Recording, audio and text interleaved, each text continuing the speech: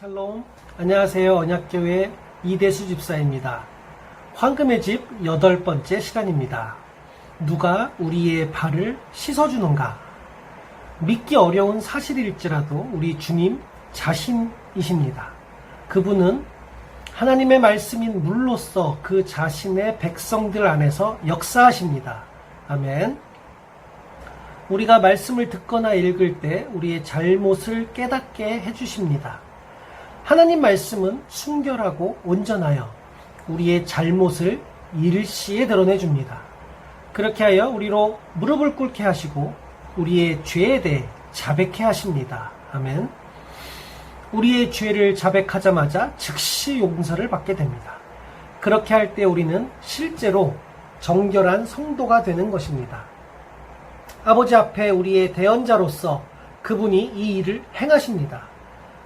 요한일서 2장 1절로 2절에서 나의 자녀들아 내가 이것을 너희에게 씀은 너희로 죄를 범치 않게 하려 함이라고 말씀하셨습니다.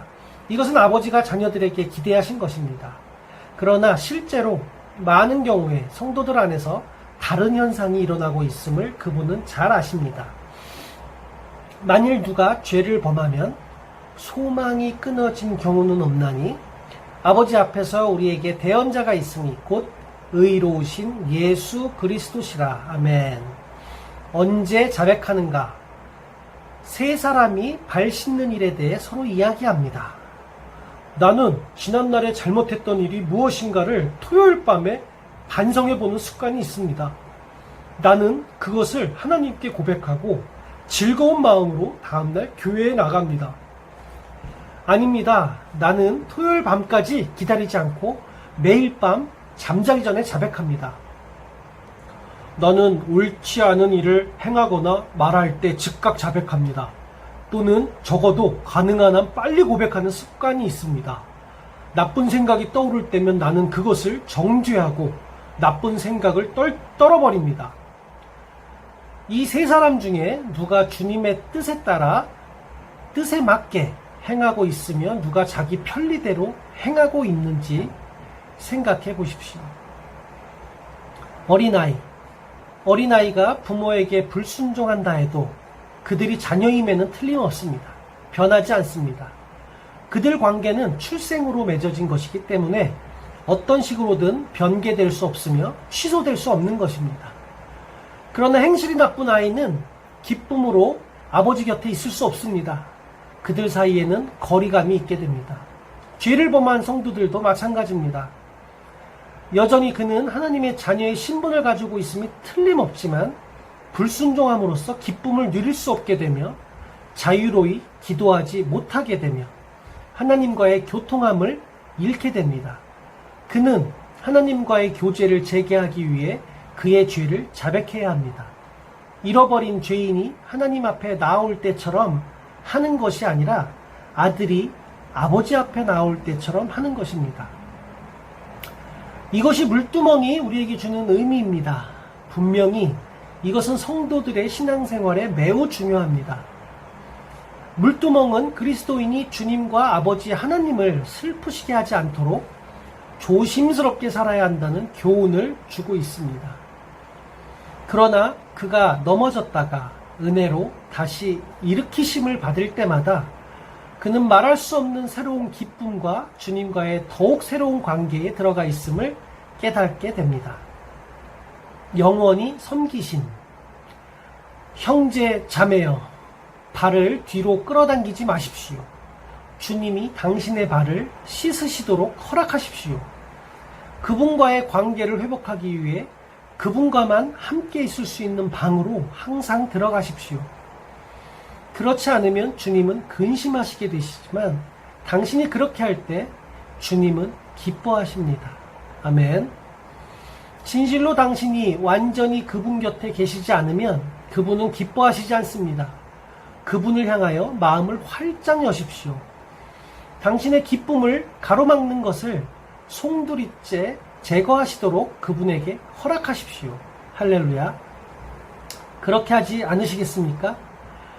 그러면 당신의 생애에 더 많은 능력과 축복이 임할 것이며 그분을 위하여 더 많은 열매를 맺어드릴 수 있을 것입니다.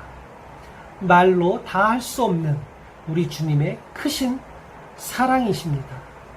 남의 발을 닦는 일은 그리 유쾌한 일이 아닙니다. 그러나 그분은 기쁨으로 그 일을 하셨습니다. 마가복음 10장 45절 말씀처럼 그분은 이 땅에 섬기는 자로 오셔서 모든 자를 섬기셨습니다. 그리고 지금도 여전히 우리를 섬기고 계십니다.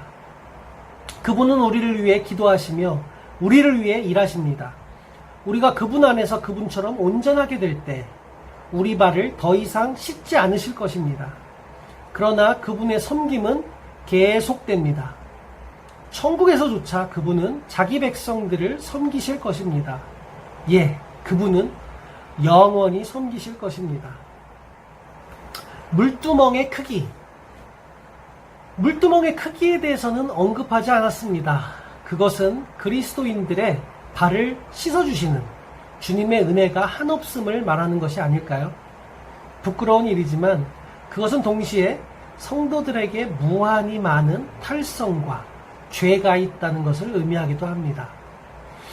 그러나 하나님은 우리가 죄를 고백할 때마다 우리의 잘못을 제거하시고 회복시키실 준비가 되어 있으십니다. 그분의 사랑은 무한하십니다. 나의 자녀들아, 내가 이것을 너희에게 쓰면 너희로 죄를 범치 않게 하려 함이라. 만일 누가 죄를 범하면 아버지 앞에서 우리에게 대언자가 있으니 곧 의로우신 예수 그리스도시라. 요한일서 2장 1절 말씀입니다. 부녀자의 거울. 물두멍 만드는 놋은 어디에서 났습니까?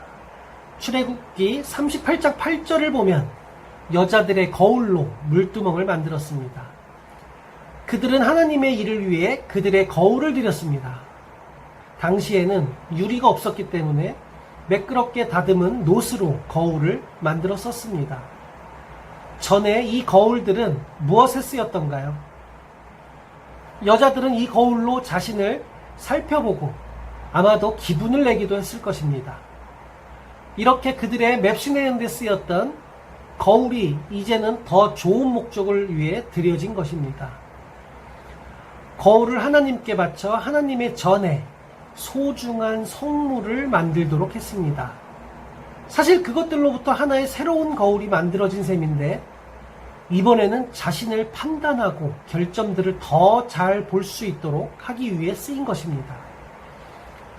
물로 비유된 하나님의 말씀 안에서 우리 자신을 테스트해보고 비춰보고 관찰해야 합니다. 이렇게 함으로써 발견된 잘못들은 제거되고 깨끗하게 될 것입니다. 여자들은 자기 놋거울을 하나님 전에 하나님을 위해 바쳤습니다. 우리도 하나님께 모든 것을 드렸습니까? 하나님은 우리에게 재능과 지혜를 주셨습니다. 우리는 그것을 방치해 두고 있거나 자기 자신을 위해 쓰고 있지는 않습니까? 아니면 하나님을 섬기는 데 사용하고 있습니까? 그러면 그분은 그것을 사용하셔서 더욱 아름다운 것들을 만들어내실 것입니다. 그분은 당신이 드린 것을 바꾸어 정결하게 하여 그분의 존귀와 영광을 위해 사용하실 것입니다. 아멘, 할렐루야.